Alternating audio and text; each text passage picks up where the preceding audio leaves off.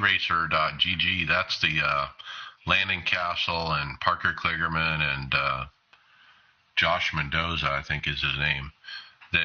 They're putting on that big event with the unrestricted car.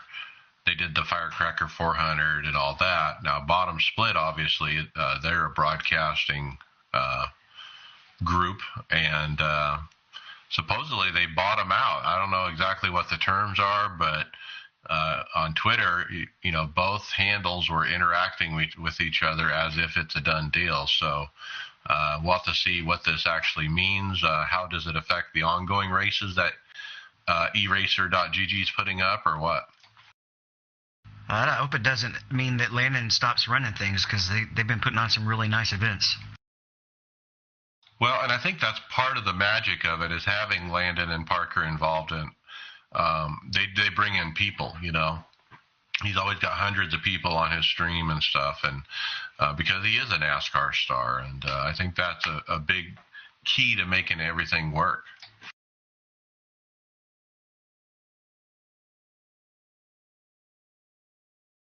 Well, more to come later. Next item, Greg, do you use your virtual mirror?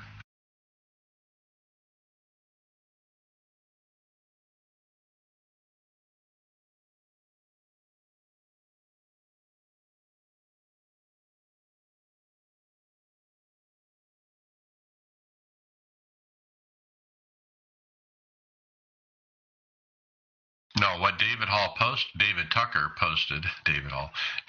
from the iRacing staff, he posted, he's checking in code now to fix this or to adjust this. So that means it'll be in the upcoming release. He said in the app INI, you can adjust virtual mirror size 1 to 2 or 3. So 1 is the biggest, then 2 is small, and 3 is extra small.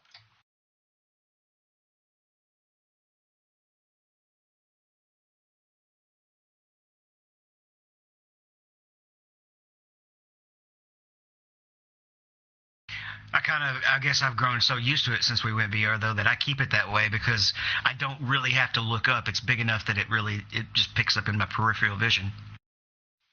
Yeah, I agree. And another thing we saw on the on this forum link is some people are like, these cars have mirrors. Why do you need a virtual mirror? Well, I mean, in the Cup car, you can't hardly see anything out of the back window, especially depending on your driver's seating position. If your position's a little off the standard position, which can happen, you really get a skewed view of what's behind you and all the roll bars. For me, it's a safety thing. I feel like I can be a lot more safe when I can clearly see where these cars are behind me. When you can see that you're about to get run over. Yeah, and especially in the stock cars, most of the time you don't have the same level of spotting that you do in real life, where they really don't have good mirrors either.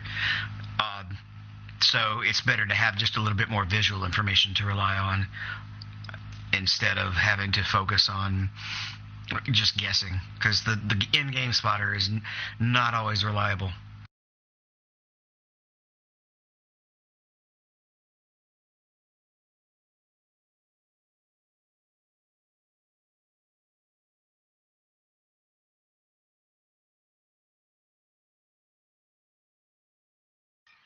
I tell you what, the dual real timing visual spotter thing I'm running is a game changer. It really has made a huge difference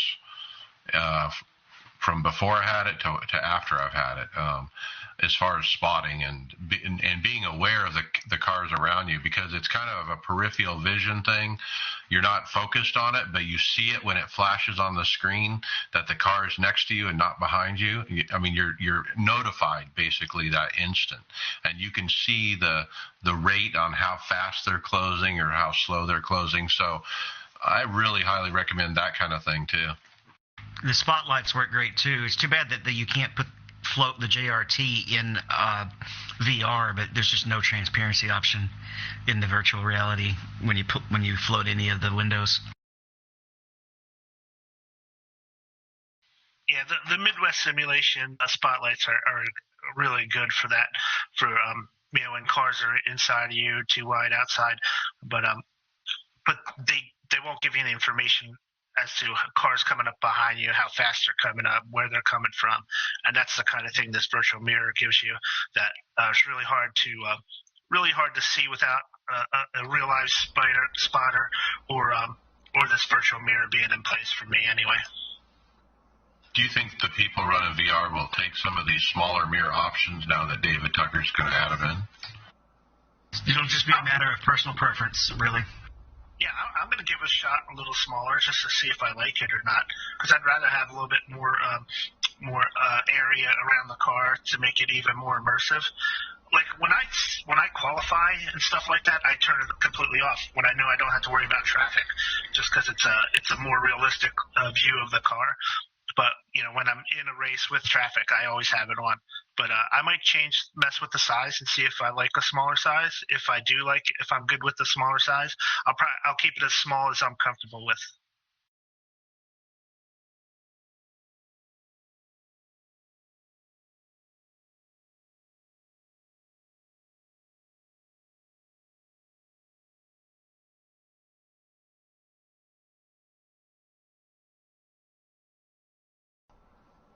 Okay, next one is a NIS standing start. It looks like one of the NIS sessions last week at the road course at Daytona began with a standing start, and it was confirmed in the forums by others in multiple splits. There was no comment from any of the staff from iRacing regarding the issue in the forums. Yeah, this was actually a really long forum post. A lot of people chimed in, but apparently no one from the staff actually either saw it or had any comments to it. But that's interesting that one session in multiple splits, you saw these cars starting from the stop. And I'm assuming that's where they start in like IMSA and those kind of races from a standing start, correct? No, IMSA's rolling. Mostly it's an open wheel and a rallycross thing that does standing starts. Yeah, it would have been interesting to try and get those cars off the line, cold tires and everything. That would have been probably a bad start. There's a video on the last post of one of the participants who went through it. On the 8-minute mark, you can see the standing start. Pop-Tart 7878 on YouTube put up the video.